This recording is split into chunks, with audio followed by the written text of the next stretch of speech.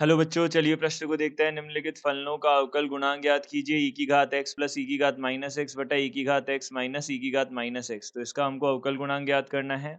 तो देखिए यहाँ से हम सबसे पहले मुख्य अवधारणा लिख सकते हैं। देखिए मुख्य अवधारणा के अनुसार हम यहाँ से बोल सकते हैं जो हमारे पास अवकलन होता है, देखिए u बटा v का, तो हम यहाँ से u बटा v का अवकलन बोल देते हैं। u बटा v का अवकलन जो होगा वह क्या होगा, v की घात 2, u ऐसे कैसे ही v का अवकलन, फिर माइनस v ऐसे कैसे ही u का अवकलन, यह हमारे पास हो जाएगा।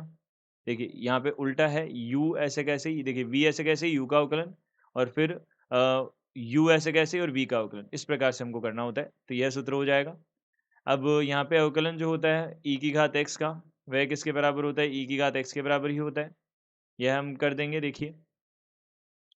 और इसी के साथ हमारे पास में जो अवकलन होता है, देखिए जब भी हमारे पास में अवकलन होता है F A X plus B, इस प्रकार से हमारे पास अवकलन में हो, तो हम यहाँ पे बाहरी फलन का अवकलन करते हैं पहले तो इस प्रकार से, और फिर ए से गुणा और करते हैं, क्योंकि हम क्या करते हैं एक्स प्लस बी का अवकलन करते हैं। तो यह हमारे पास बनेगा। तो देखिए यहाँ से इसको हल करते हैं, तो अवकलन जो है हमारे पास में यह किसका हो जाएगा, ई की घात एक्स प्लस ई की घात माइनस एक्स बटा ई की घात एक्स माइनस ई की घात माइनस एक्स है। तो यहाँ पे देखिए पहले तो हर जो है उसकी घात कितनी होगी, हर जो है उसकी घात कितनी होगी, -2 होगी, सॉरी +2 होगी। यह हमारे पास हर की घात 2 हो गई। अब हर को क्या करना है, ऐसे कैसे ही रखना है। तो ई की घात एक्स प्लस ई की घात माइनस एक्स, देखिए ई की घात एक्स माइनस ई की घात माइनस एक्स ऐसे कैसे ही रहेगा।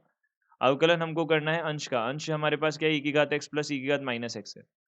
फिर हमारे पास में ऋणात्मक चिन्ह है, फिर अंश ऐसे कैसे ही रहेगा और हर का अवकलन हो जाएगा। तो अवकलन हमको करना है हर का, हर कितना, ई की घात एक्स माइनस ई की घात माइनस एक्स है, यह करना है। तो देखिए इसको हम हल कर लेते हैं। तो यहाँ से कितना आ जाएगा, देखिए ई की घात एक्स माइनस ई की घात माइनस एक्स गुणा में यहाँ से ई की घात एक्स माइनस ई की घात माइनस एक्स आ जाएगा, और माइनस यहाँ से ई की घात एक्स प्लस ई की घात माइनस एक्स, और यहाँ से अब देखिए यहाँ पे हमने ई की घात माइनस एक्स का किया, तो ई की घात माइनस एक्स का ई की घात एक्स होगा, ई की घात माइनस एक्स ही होगा, और फिर उसके बाद में माइनस एक्स का करेंगे तो माइनस एक आ जाएगा, तो इसलिए यहाँ पे ऋणात्मक चिन्ह आ गया।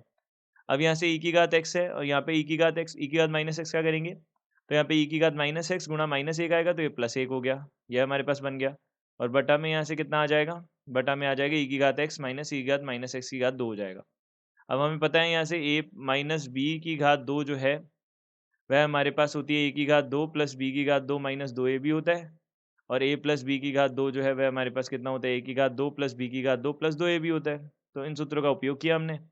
तो यहाँ से कितना होगा, ई की घात एक्स माइनस ई की घात माइनस एक्स, इसकी घात 2 होगी, और माइनस ई की घात एक्स, और माइनस ई की घात प्लस ई की घात माइनस एक्स, इसकी घात 2 होगी, बटा में यहाँ से कितना हो जाएगा, ई की घात एक्स और माइनस ई की घात माइनस एक्स है, उसकी घात कितनी है, 2 है।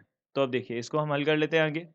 तो a माइनस बी की घात 2 जो है वह कितनी हो जाएगी, a की घात 2, यानी कि e की घात 2x आ जाएगा, प्लस e की घात माइनस 2x आ जाएगा, और यहाँ से प्लस माइनस में कितना आ जाएगा, 2 आ जाएगा, फिर माइनस ई की घात 2x प्लस ई की घात माइनस 2x, और यहाँ से कितना आ जाएगा, प्लस 2 आ जाएगा, और बटा में यहाँ से कितना आ जाएगा, ई की घात x और ई की घात माइनस एक्स माइनस ई की घात माइनस एक्स, और इस पूरी की घात 2 हो जाएगा, यह बन जाएगा। तो यहाँ से हमारे पास कितना आ जाएगा, देखिए इनको काटा तो यहाँ पे -4 बनेगा, बटा में ई की घात एक्स प्लस माइनस ई की घात माइनस एक्स पूरे की घात 2 हो जाएगा। तो हम बोल सकते हैं यहाँ से दिए गए प्रश्न का उत्तर यह है। आशा करते हैं आपको समझ आया होगा। धन्यवाद।